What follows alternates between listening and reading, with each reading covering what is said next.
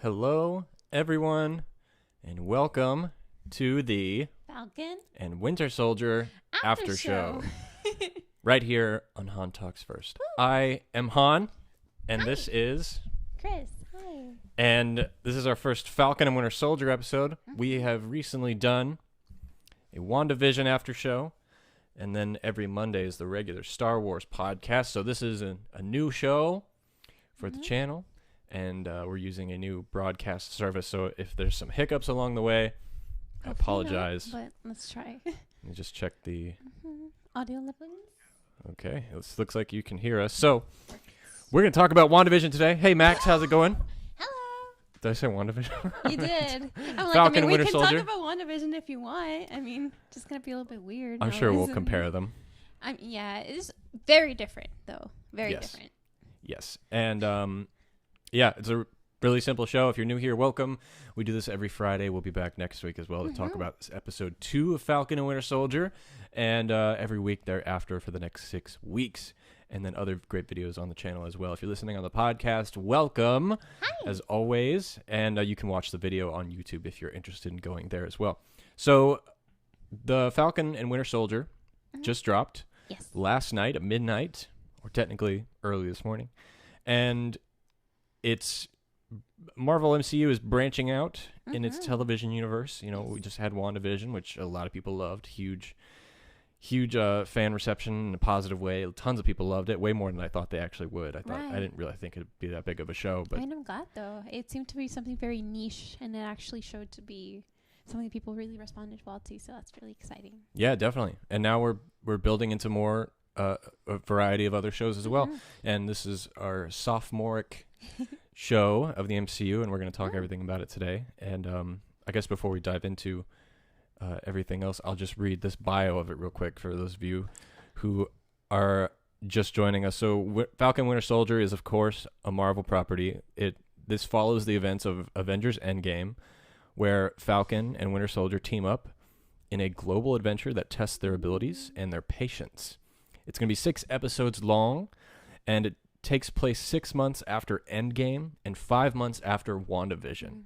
So you will have to have seen both of those to kind of understand where we are. Right. The showrunner is Kari Skoglund, and it is written by Malcolm Spellman. Nice. And so that's a little bit about the show. And do you want to start off with what you thought about this first episode, just general? Let's start general. I mean, we normally always do. I'm sorry. I really liked it. It's very much more like what we're familiar with, especially with the Captain America movies. Very Winter Soldier, slightly Civil War kind of vibes that I got, which makes sense because we're going back into those kind of characters and their theming and their like genre technically. I was so happy when I saw like the first shot is like a close-up of his hands doing something, and it just looked just like from like straight out of Winter Soldier, which is probably still my favorite MCU movie, and I'm just glad they kept that tone because I was worried they would try and do something different, but I'm glad they're still doing that thriller espionage type action-y. Like, there's definitely gonna be mystery, but it's very different to like WandaVision's mystery, so it's not gonna be like, oh my god, theories about like who is behind it and like nothing's what it seems. It's gonna be kind of like that, but more in like a realistic manner, more like Winter Soldier, where it's like uncovering the layers of like corruption and like weird things going on, things not being really fully communicated. But something that I really like is because this is a post-Endgame movie, kind of similar to WandaVision. It's very much an exploration of like trauma and like grief and moving forward and healing. We were talking about this before, and it's really cool to see how they're taking their characters much more seriously. We're getting to know the technically side characters more for these shows. Yeah. Because they're very interesting characters, and we normally just focus on like Captain America's and Tony Stark's of the world.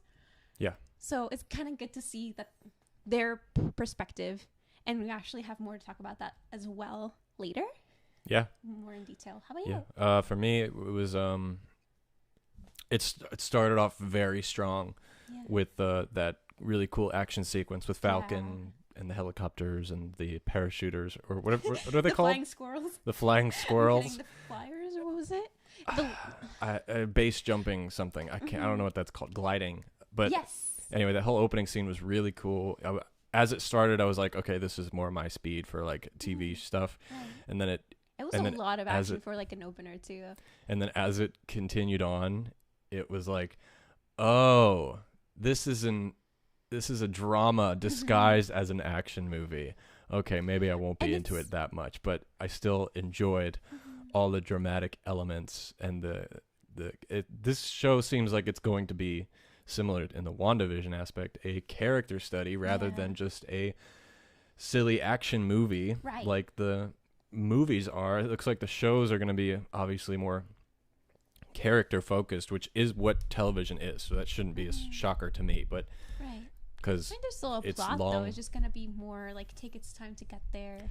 No, I think that's better. I'm saying because stories, movies often won't have that much character stuff in it. It's about the story. Get to the certain point. Yeah, and so this one, like you said, getting into the side characters, which is great because for some people they would have never even considered getting to know Bucky or Sam. Right. I, for one, wasn't interested in getting to know Wanda, but then as I watched the show, I was like, wow, it's actually there's a good story in there. Yeah. And it's just because they haven't had that light shed on them yet, and now they're getting that opportunity to do so. Right. And so I think I'm going to like the show. I think I'm going to like it more than WandaVision.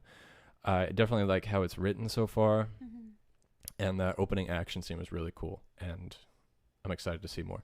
Let us know what you guys think in the comments below, or if you're watching live. Max says, I am surprised to say that, but I liked the first episode and I really loved the introduction of Buggy. I think you meant Bucky? I was gonna say, like, I really like how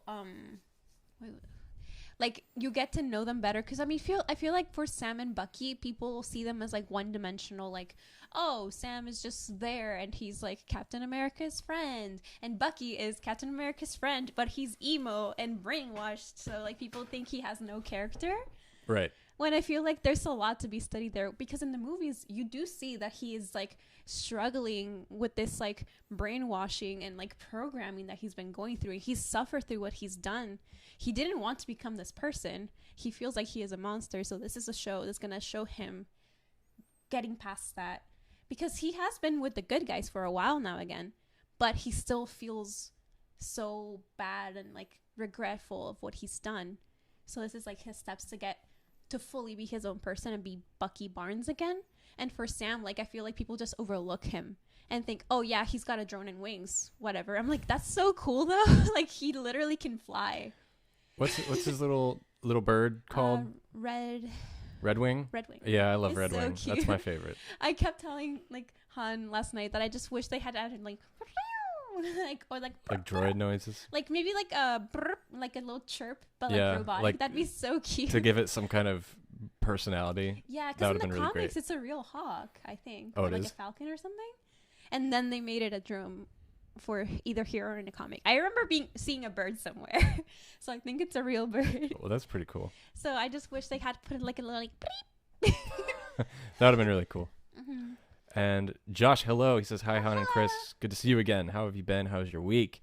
He says, I definitely feel this will be a much more straightforward story than WandaVision. I think it'll get a lot more comedic moments once Sam and Bucky actually connect in the story. And I feel Bucky's list is going to be a huge driving force for this story emotionally. If any of you guys have watched Game of Thrones, I feel like Bucky's list is a reverse Arya's list. He's like, okay, I gotta make things better. Instead of like, I'm gonna kill these people. Like, it's like, well, I killed someone, so I gotta go say sorry. So it's like, oh, he's so sweet. I also, like, it's really funny. They're really funny characters too, even though they're going through so much. Like, I feel like they added enough comedic moments, and they will more later on, especially with like the first trailer or so that dropped, where they're in like couples therapy. Yeah. Like, that was really funny. So I'm hoping to see them like be like a arguing couple, and then be like, nah, we are best buds, but still have like that little. Yeah, I'm excited to see them come together at last. Yeah. And Josh said Redwing is a real bird in the comics. Yeah, right? Oh, so people can't hear me, they just like hear their thoughts, because I remember like some sort of talking, but like I'm like, the bird doesn't really talk, does it? I don't know. before we get into like the characters and stuff, I just want to let everyone know that this is I totally lost what I was going to say, but I've been having that. this is too. it's one of those days. This is the new Marvel podcast. As you can see the logo above us, we're using a new streaming broadcast service platform. So if you're watching live, let us know how it looks, how it sounds, if everything's streaming okay. This is my first time ever using this, and it's a little different. I think it'll be beneficial in the long run, but let us know if there's any problems you can see. And at this time, I cannot highlight any of your comments. I'm going to work on that so that way in the future we can bring you guys up on the screen as well. But still, if you put something in the chat, we'll try and get to everybody as quick as we can. And what did you guys think of the intro? The artwork is done by Chris, the little characters. And I made the video and I wrote the music for this new show. So let us know what you think. We put a lot of work into it, so we're excited to get the ball rolling. I think that music will be the official like Marvel podcast for any Marvel thing we do, because I just like it so much. Yeah. And yeah, that was it. So let's talk about some. Not to plug it, but if anyone needs me to draw them or something, and Yeah. if anyone needs music, Rice Krispie draws. Oh, I do. go check out her Instagram for that. She takes commissions, so if you need artwork, I'm so sorry. do it. Plug as much as you want, and I'll tag it as well, so you can. If you need art done, head on over to her. So, thank you for saying I really like the intro, and Josh too. So let's talk about the characters. Let's start with Sam, make our way through, and then kind of give our thoughts on everybody. So for Sam, I just want to start by mentioning I loved his introduction with the the action scene, of course, but also like him getting ready to like. 'Cause yeah, that's a flash forward to when he goes to Washington, right? Before he does the thing. right, And then they go into the action scene, and then it's like, oh, Yeah. here we go. yeah, So I thought that was like a really cool fake out, because I'm like, oh, he's getting ready. I'm like, why is he? That's not the suit he was wearing. That's the Falcon suit. And then the whole action scene happened, and it goes back to him getting ready to donate the shield, which is like Yeah. a huge moment. that I really like that. I liked it and I didn't like it because one, I wanted him to keep it, Right. but he obviously, this whole story is obviously going to run around the idea of him Taking the mantle or not, like identity, like and feeling deserving of it. earning it himself for his own personal mind. yeah. But I like that he was wanting to donate it to a museum and not just Yeah. pass it off. So I think that was a cool way to bring back in that Winter Soldier museum thing. Right.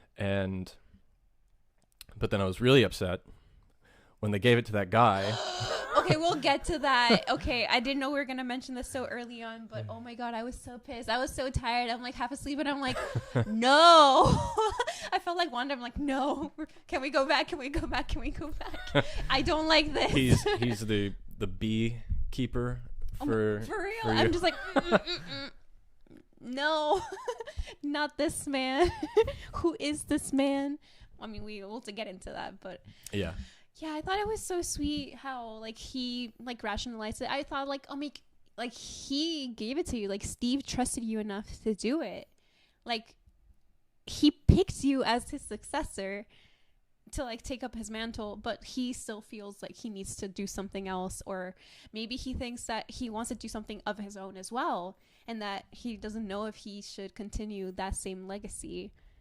Yeah, it reminds me of Ray a little bit. How everyone was like, "This is you. Take up the mantle of Jedi," I guess if that's what you want to call it. And then like she was like, "I don't want any part of this."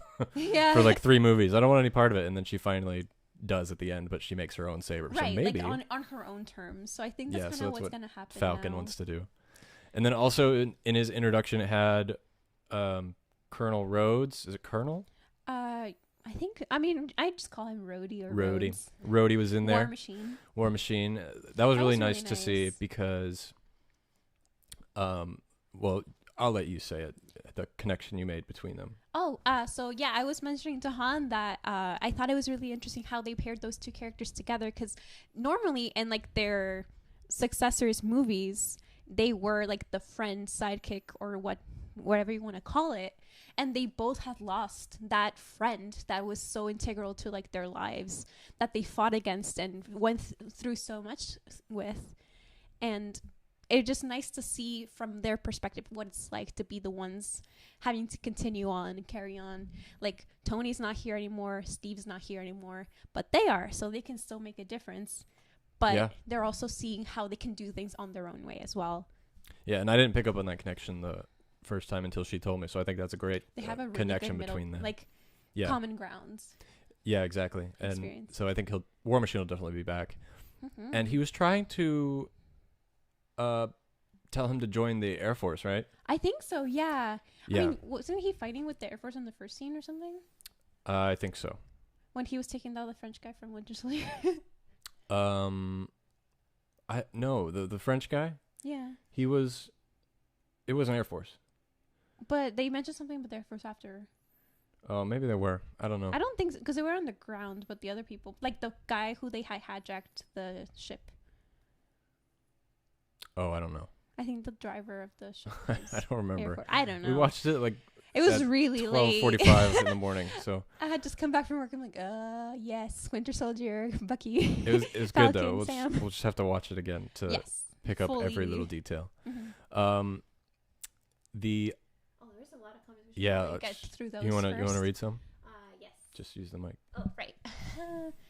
Okay. I think Bucky's list is going to be a huge driving force. Mm-hmm. Okay. Sorry, I went way back up. I totally lost where we were. The other changes to Sam costumes. Yes, the colors look really nice, and it actually really looks like the original drawings, which is pretty cool. But still making it like more wearable for like real life. Yeah, I liked it too. What the MCU likes to do, which I hate when it's like a completely different thing that you can't even recognize it. But it's cool to see something different. But I like to adapt it more than just completely do something that's not related whatsoever. Yeah, and let me just say, Anthony Mackie, who plays Sam Wilson, is an incredible actor, and I don't think a lot of people can see that. But he's nothing like the Sam Wilson character. Like, if you watch blooper reels or behind the scenes of him on Winter Soldier or whatever, he's a completely different guy, and I think his performance is just so good on screen. I've thought that ever since, was he first introduced in Winter Soldier? Yes. Since that one, I thought he was great, and I loved his like, yeah, it was Winter Soldier because he was introduced on your left, and I've always loved ever since that Sam and Cap's relationship, and it's so weird to see him without Cap because that's when I loved them the most, but I think that's what's going to make this transition to Bucky even more fun because Bucky also is kind of nothing without Cap, and so you have the two nobodies coming together to like and they're so like sweet. They both had a completely different relationship with Captain, right? And like they were both like his best friend at this like different times of his life. So it's kind of crazy. And I think what this whole show is going to embody is that one scene from Civil War. Was it Civil War? When they're in the back seat and they're like, Can you pull up your seat a little bit? And he's like, no. And then they both like nod their head when Cap makes out with what's her face? With Sharon. Yeah, and like that whole car scene is going to be what this show is going to be about. I can't wait. Yeah. Sorry, you can go ahead. Okay. So somebody was mentioning that Sam has a sister. So yeah, we didn't know that he has a sister. The thing is, I don't think they've gone into like his personal life a lot. It's mostly just been him as Falcon and him as Captain's friend. So now we're gonna be able to see that he does have a life outside of it. Like he had a boating past. His family has struggled in the past before, which I thought was a really nice way to like say like, hey, he's a superhero and he's been funded by like people in certain different ways, but it's a completely different scenario than like the Tony Starks of the world. Like he didn't come from like money. He didn't have this privilege that like people like Tony have. So he had to work his way up and he earned things through his own hard work.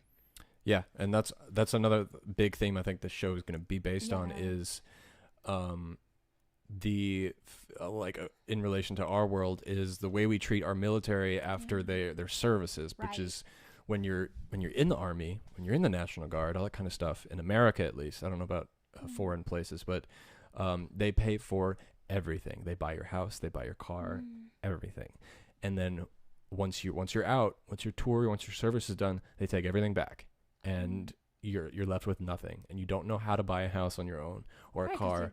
And did everything. And with this situation, it answers that question on like not all the Avengers are loaded, Right. And Sam is just a regular guy who just happens, like the whole, what's the quote, to be broke and famous, like that's kind of what half the Avengers are, and we're finally getting into that. And he's got real world struggles, like trying to get a loan, which is like nice to see, because we can finally relate to someone and not just look at them as these omnipotent beings. Exactly. Like it's very human and very like like I mean, especially after last year, like everyone can understand how being in that situation is like even before that as well, but like even more so now, just because it's really tough financially out there, and how the blip also changed everything. Like they're like, oh, you don't have any recent income. I was like, yeah, I was kind of dead. That made me upset, because it's like they know, but that's what's like, going to happen now. Like, you don't have any income for the last year because we were in a pandemic. And they're people, it's like it's realistic. Like that's kind of what we're going through now. A little bit too real. Yeah, it's so weird how it lines up. Right? Like the timing is kind of creepy. Exactly. Marvel knows.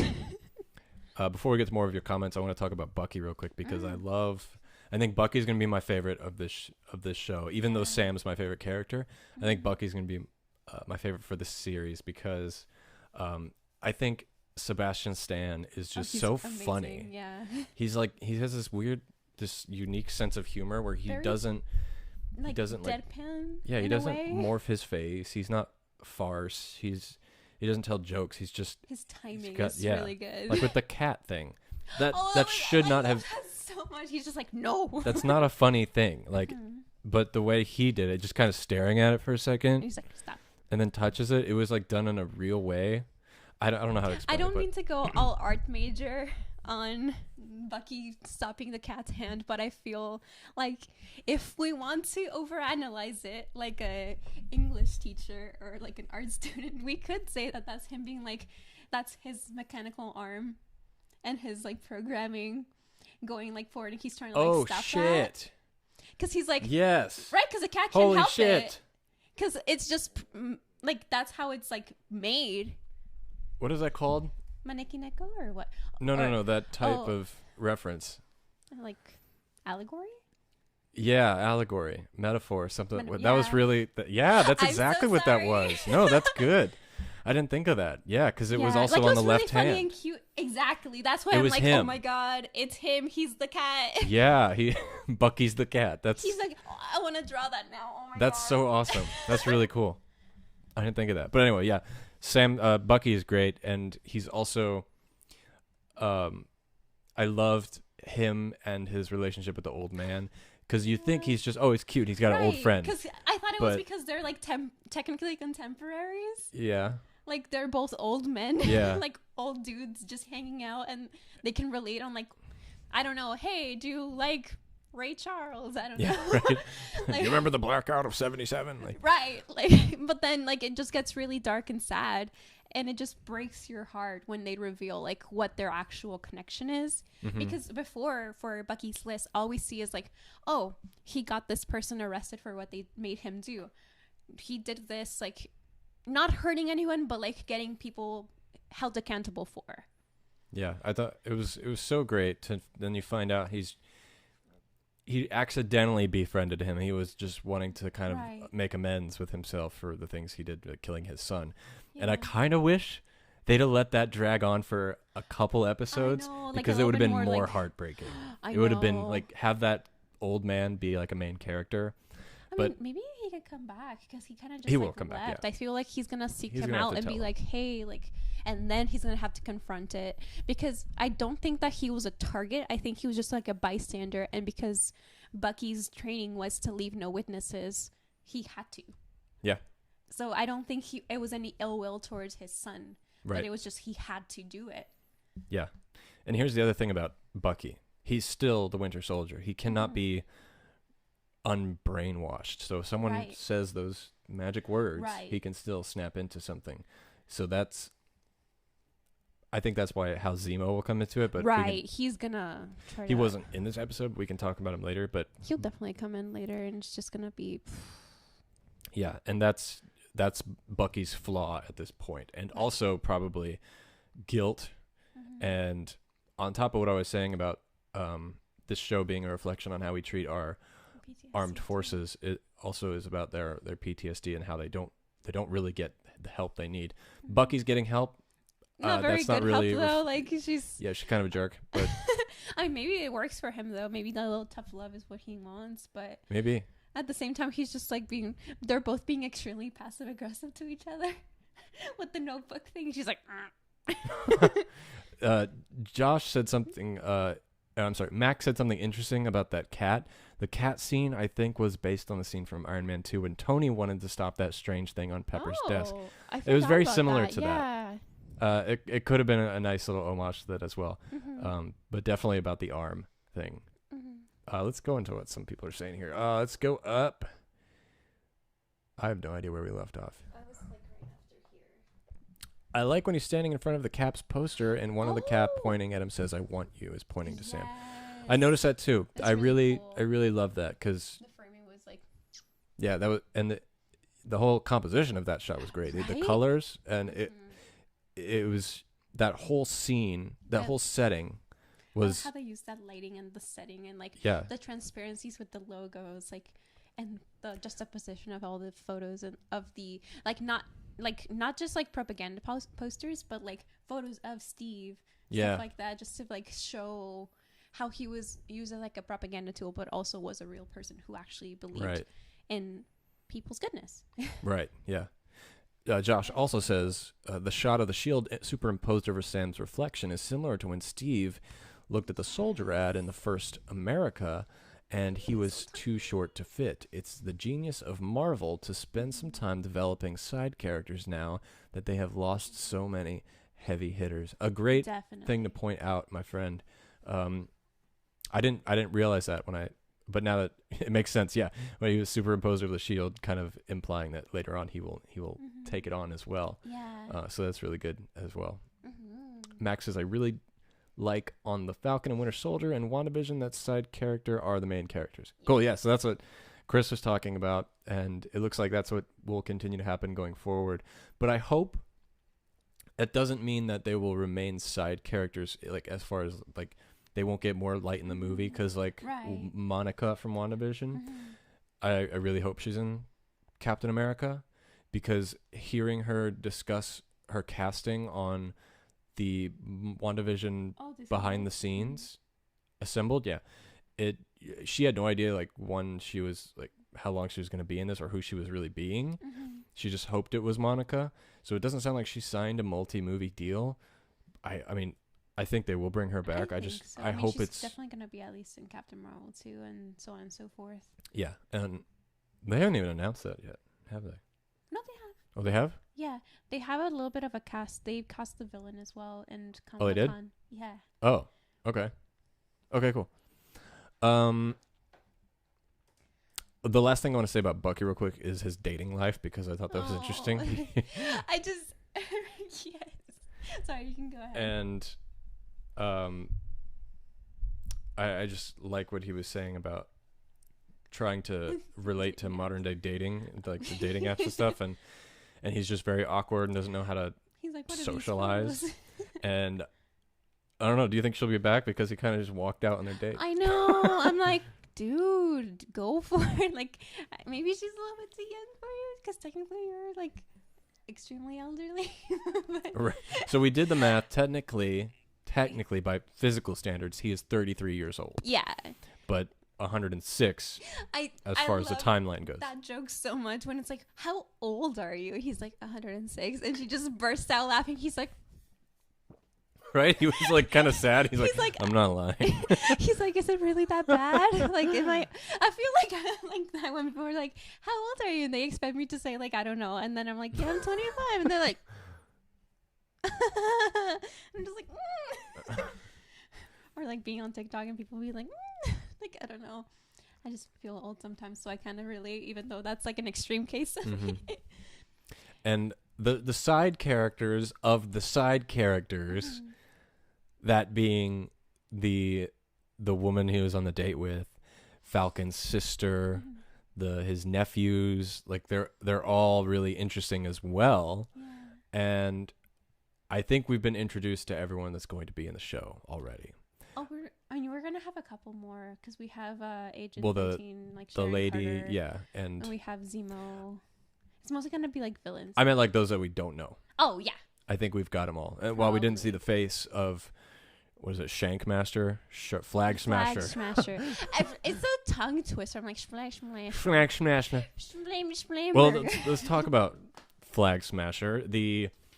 One of the, if not villain, the antagonist of this show. And I don't know. It's just like, I just want to know if they're going to be like multiple threats that they're fighting. Because it's a 6-episode series. And we have the Flag Smasher, Baron Zemo coming up. And then I think that it's going to be either related or another threat. There's new Captain America. Yeah. I think that's not going to be good. I'll tell you, let me read what Flag Smasher is for those of you who might not know, and then I'll tell you my thoughts on what I think will happen here. So, the Flag Smasher is a kind of terrorist organization whose members all wear black masks with a red handprint on them. And their leader appears to be Aaron Kellerman, who is likely rewritten version of the Marvel supervillain Flag Smasher. And in the comics, Flag Smasher's real name, Kari Magatheo, leads an anarchist group called Ultimatum and often clashes with Captain America despite having no powers of his own.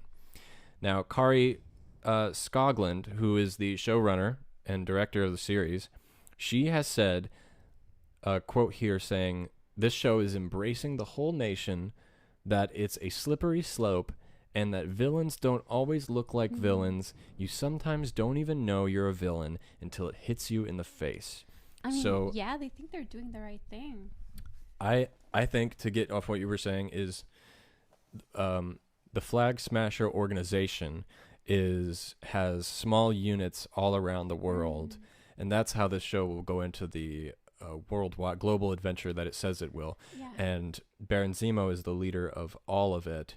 Right. And that this, well, I'll talk about the new Captain America in a second, but that all of them will kind of like, it's kind of like Thrawn. Thrawn is this overseer of multiple units among all over the galaxy in Star Wars. So it's kind of resemblance to that, although none of these people have superpowers, which I love because regular people. Except that guy had like a really strong kick. That guy at the Swedish bank. Was it Sweden? Oh yeah, he did. Yeah. Like, so I think there's some sort of enhancement there. That is possibly the Flag Smasher, Kari Margathau. Got it. Okay. I think that if not being the leader, they're definitely influenced by Baron Zemo, and they're probably going to try to break him out, and that's where he comes in. Because he was captured in Civil War, if I remember correctly. So I think that's what's going to happen. Also, very smart Flag Smasher organization, even though they're, thinking that things were better in the blip and being just terrorizing people and whatnot. They're very smart with how they're like advertising themselves and like congregating with like a Pokemon Go styled AR app. Yeah. They're like, go look for the little handprint on the walls. Like, I'm like, that's really clever. Like, I don't want to be commending them for like radicalizing people in such a weird way, but like at the same time, I'm like, they know what they're doing in a weird way. Yeah. Let me get through some more of. I'm gonna try and get through these really quick on your comments because we are gonna have to end the show here really soon. Let's see. Max says, "I really like the Falcon and Winter Soldier." Oh, side character. We said that. Anthony Mackie was the rival rapper in 8 Mile. Oh yeah. Against Eminem, really? I think so. No way. He was in Abraham that. Lincoln Vampire Hunter as well. And great movie. Oh, he was in Black Mirror. He was really good in that too. In that one episode, and with the Street Fighter. He is amazing. My favorite role he's in is The Adjustment Bureau with Matt Damon. He's fantastic. Really he's good. Fantastic in that. I love him. I haven't seen it, but I think he was in Altered Carbon. Yes, he was. On Netflix. I haven't seen that though. Well, actually, I watched don't know. like a couple episodes. I never saw it. But that's when he was a white guy, and I don't know. Max says, "I love." Wasn't a good actor. Max says I loved Bucky in this episode, especially the introduction. Introduction was good because I was like, wait, what's going on? Oh, it's a dream or a flashback. Right. I'm just like, hold up. No. He had short hair and he's like normal now. And I'm like, nightmare. Got it. Oh, you're going to love what Josh says. The fact that his arm continued moving despite him stopping, it shows he still doesn't have control over his former self. God, break me. But yes, that is oh so my true. God. It feels so good. The metaphors. The metaphors feel so good. It's the so allegory. Good. No, I really want to go watch that scene again. Mm-hmm. The cat scene, I think, was big. mentioned. Oh, yes. Definitely a callback to that scene for sure. This production value was amazing. In no time did I feel like I was watching a TV show. It was film quality. It was really nice. I think, yes. I think it was probably like shot and like done as a movie, but like in episode formats for sure. Yeah. Like, I don't know how that makes sense or if it doesn't, but like it kind of did feel like that, or like more like HBO, like kind of TV. Yeah. And I mean, luckily Disney's able to do that. Mandalorian, Marvel stuff. I mean, it's really no other studio can really do that, except maybe Warner Brothers with HBO content, because like Game of Thrones and stuff like that. It's just all about the budget, which this series has a budget of 150 million. That's half the budget of a WandaVision, but also lesser episodes. So now I kind of want to see like a Disney Plus or like Marvel or like Star Wars show with like a production similar to like Euphoria. That would be really cool. Like with those angles, color, and like lighting. That'd be. I would die. Josh says he bought her flowers, but she said it was old-fashioned. Is it really that outdated to bring a girl flowers? It's not. But I thought she meant like, oh, you're like one of those like gentlemen of the olden days kind of thing. And also because, I mean, he is old and she doesn't know that he's actually old. Oh, yeah. Yeah. But I mean, definitely people still bring flowers. I mean. Yeah, definitely. You can still do that, Josh. Don't worry. I do it all the time. It's really sweet. It's. I guess it depends on who you talk to. Because there was this one time I got like yelled at for opening a car door for a woman because I was told it was rude. So it kind of depends on who you talk to. It depends on how it's done and also like the context, I guess. Like for that, I think it was a little bit probably excessive, but I feel like it's good to be able to be like, hey, you can do things on your own. Like small details can be nice. Like for example, like, yeah, like little details like bringing gifts and stuff like that. It's like, oh, it's not like you're going to go ahead and buy yourself flowers unless you're looking to do that specifically. But if it's like attempting to say a thing like, oh, don't do that, I'll do it for you, or expecting something else out of it as well, like I don't think that's really. Yes. Anyway, let's get back into the show. Josh says I think Mephisto is behind it all, or Agatha all along. Oh my God. Imagine that. The old man, Mephisto. It's like Baronzino takes his thing off. He's Agatha. He's Catherine Hahn now.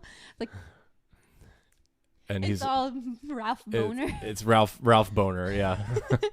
I saw somebody was saying like. Was telling everyone it doesn't matter. They were saying it's Bonner, and they were trying to like say people were dumb for saying. I don't know. It doesn't matter. He said Boner. I know it's. Well, maybe he was just saying that. Like I don't know. It was some entitled person was trying to tell people they were wrong. I think the first episode, Falcon and Winter Soldier, looked pretty good. Definitely better than the finale of WandaVision. That didn't look good in my opinion. I feel like that might have been just because it was like rushed and they had to switch a lot of the like, the script and visuals for that. WandaVision was confirmed to be rushed and pushed ahead of their schedule. They were working during COVID. They had a very small window for their deadline. They said it in the documentary. They said they were trying to work with what they had, and they had to like take some things out, and the director Matt Shackman said they took out a lot of Monica's stuff. Right. And so that's why we didn't get to see her. He also said they took out a bunch of Darcy stuff too. So we want a Wanda cut. Forget about the Snyder cut. We want the WandaVision cut. But I think similar to how. Sorry guys, so we'll wait for the camera to come back. There we go. Similar to how the Russo brothers have discussed this before with their movies, is some things that didn't make it into the final movie, like Endgame. The Russo brothers just did an interview where they said there were some deleted scenes that they didn't put in Endgame that they can't even talk about because they're going to reuse them for a future movie. So maybe we'll get that Monica thing as like a flashback or something, Probably, and yeah. like some tie other in. scenes and stuff like that. Yeah. Overall, I think this show looks to be a really good show. I think it's gonna be a slow burn, definitely more of a drama than an action film. But when the action hits, it'll hit Really hard and it'll hit good. The choreography I is really can't- good so far too. Yeah, I can't wait for the two leads to get together because I love their dynamic. And essentially, it looks like Sam and Bucky will have to put aside their differences to try to work together to reclaim the mantle of Captain America and Steve Rogers' legacy. So what about you? Yes, because you went into that. I agree with literally everything you said. I just also went into comment because we didn't go into fake Captain America because I have a lot of feelings Oh, that's about right. that. Yeah. Go ahead. The disrespect. I'll let you do that. Oh I'm my going to use God. the restroom real quick. Of course, no worries. I'll take over for a second and then you can come back and we can talk about it.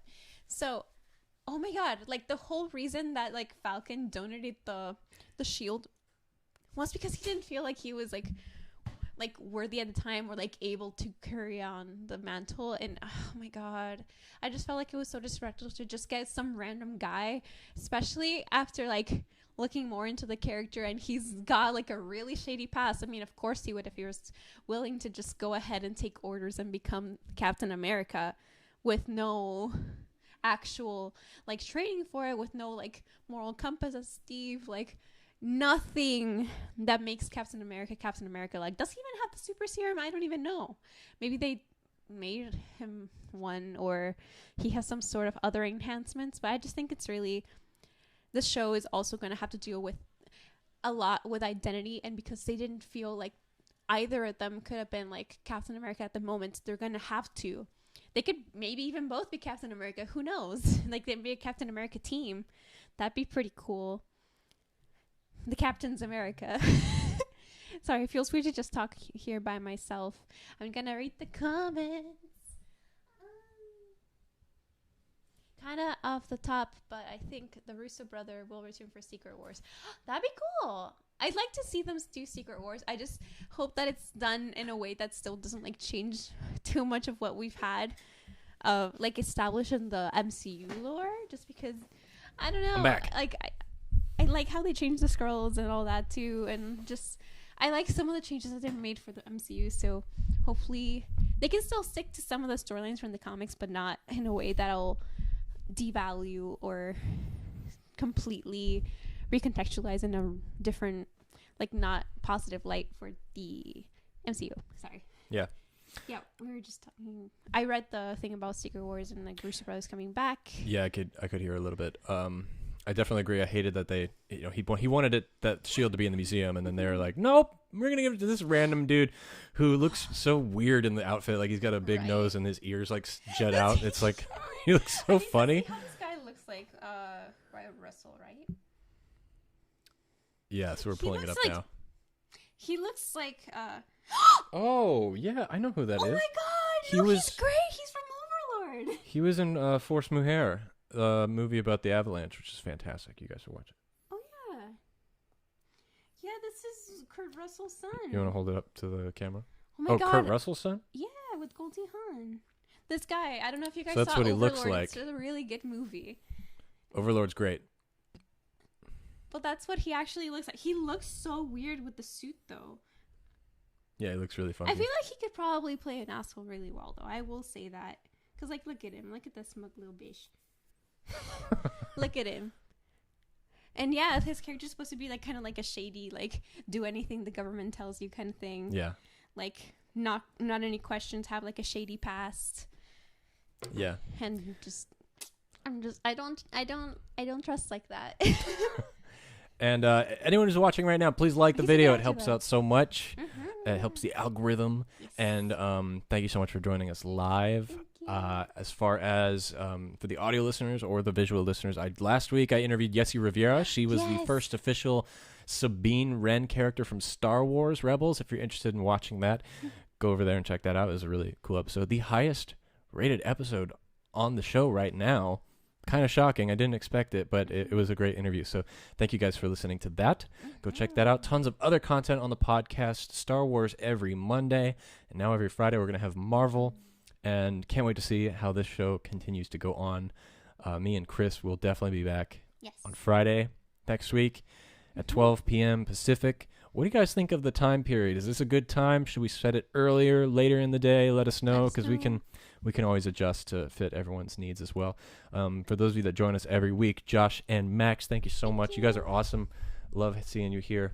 I don't have anything else to say about the show except that I'm excited. What about you? Yes, I'm really excited to see where we're going to go from here, how everything will come together. Will this be different threats? Are they somehow connected? Is it just a big conspiracy? Is Mephisto? I'm kidding. Or was it Agatha all along? Oh my God. Will we see any flashbacks? Because people were being like, hey, what if Chris Evans shows up? He still has a contract with Disney Plus. I'm like, maybe. I don't think so, but who knows?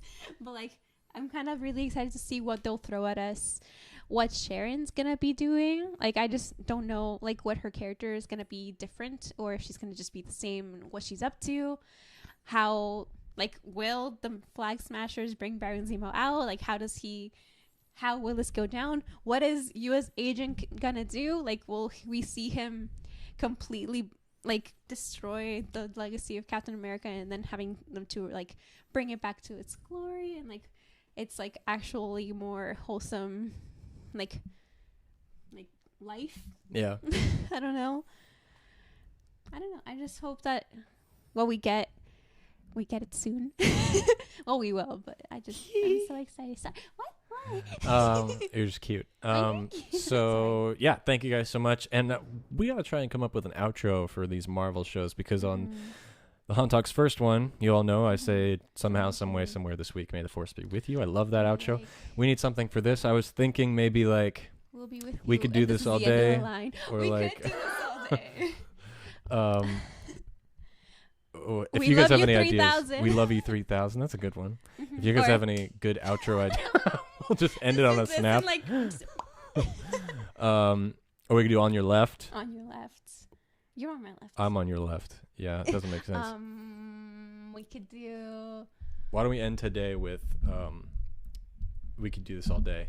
And we could, but we kind of can't, because we'll got things to do, and so do I. We could do this all day, but we'll see you next week or something like that. Yes. Okay, ready? That's good. 3, 2, 1. We could do this all day, but we'll see you next week. Thank you guys so much. Bye. Take care. We'll see you soon. Better at that. And here is the lovely little intro/outro again. And again, let us know what you think of the music and the artwork. We put a lot of work into it. So we'll see you soon. Bye. Bye.